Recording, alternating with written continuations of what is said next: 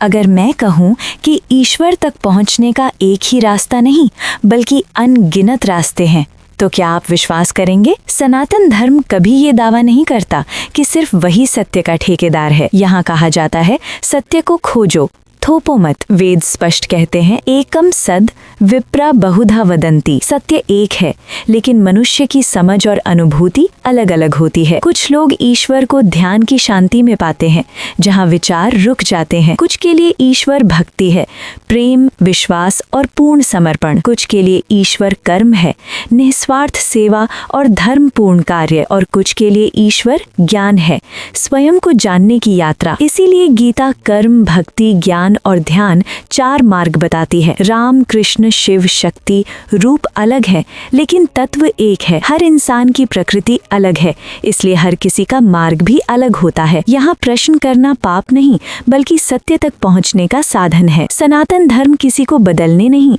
बल्कि समझने की आजादी देता है। इसलिए सनातन कहता है, रास्ता मत थोपो, ईश्वर तक पहुँचने का अपना मार्ग स्वयं खोजो।